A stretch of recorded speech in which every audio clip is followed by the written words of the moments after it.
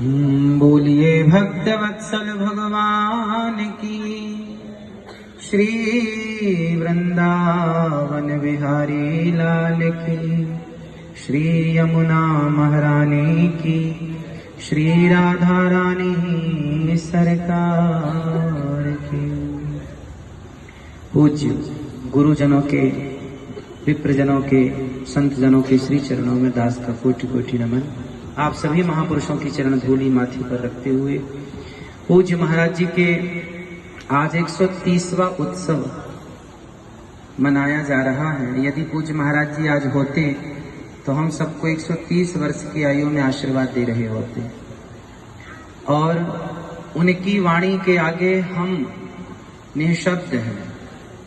कोई शब्द नहीं है जो उनकी प्रशंसा कर सके।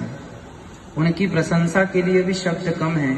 अभी पूज्य गुरुजी ने प्रेम की बात कही, पूज्य गुरुजी ने भी प्रेम की बात कही, और उसी प्रेम को प्रकट पूज्य श्री नाम मैं कैसी लूं पूज्य महाराज जी का, लेकिन उनके प्रत्येक पद पर उनका नाम है, इसलिए उनका दास होने के नाते उनकी आज्ञा है कि मेरा नाम लेकर के आगे बढ़ाया जाए, इसलिए दास नाम ले रहा है। उनके चरणों में बारंबार प्रणाम करके पूज्य श्री बिंदु जी महाराज, जिन्होंने प्रेम के भाव में पूरा उद्धव प्रसंग, उद्धव चरित्र गा दिया, और पूज्य गुरु जी ने जो अपनी प्रेम की बात कही नारद भक्ति सूत्र में कि प्रेम की 21वां सूत्र गुरु जी ने बताया कि वह गोपियों को प्रमाण मान रहे हैं श्री नारद जी के प्रेम की अधिष्ठात्री कौन है, प्रेम का प्रमाण कौन है।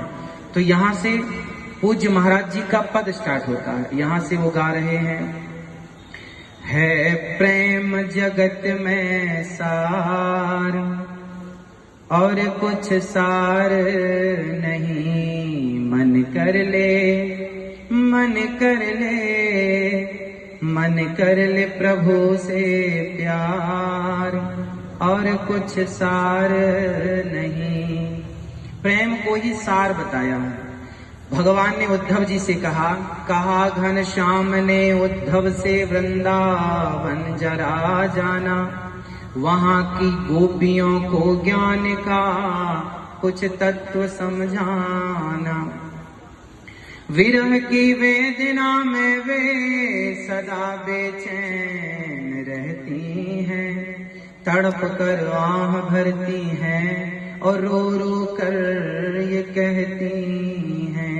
क्या कहती हैं गोपियां? पूज्य बिंदु जी कह रहे हैं, है प्रेम जगत में सार। हे उद्धव, ऐ उद्धव, हमें ज्ञान की पोथी न सुनाना। क्यों?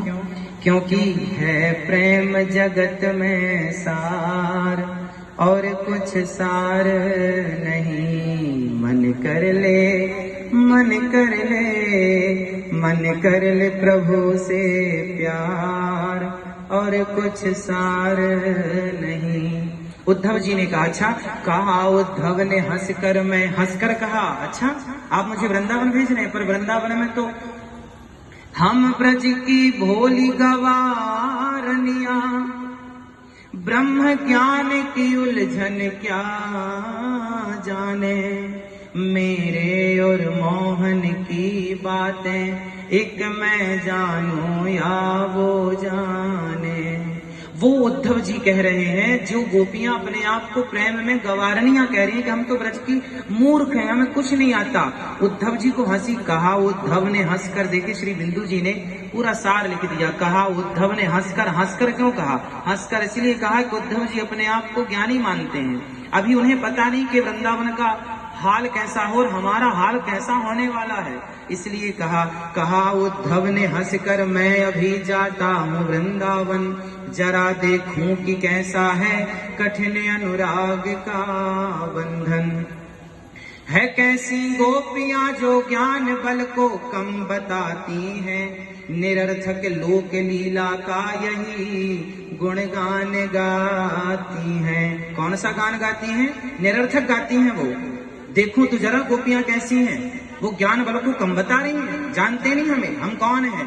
शायद उद्धव जी ज्ञान के अभिमान में नहीं कह सकते हम के वो अभिमानी थे, पर विद्वानों के मुंह से सुना है कि शायद उद्धव जी को इस ज्ञान का घमंड अभिमान आ गया कि शायद मैं ब्रह्म को जान चुका, मैं उस ईश्वर को पहचान चुका, लेकिन जो पहचान बाकी थी वो यहाँ आकर पूरी हुई। इसलिए है प्रेम जगत में सार और कुछ सार नहीं। उद्धव जी जब मथुरा से चले और रथ पर बैठे, चले मथुरा से जब कुछ दूर वृंदावन निकट आया, यहीं से प्रेम ने अपना अनोखा रंग दिखलाया।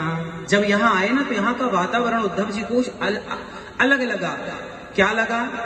बिटप झुक कर ये कहते हैं इधर आओ इधर आओ, पपीहा कह रहा पी कहाँ ये भी तो बतलाओ।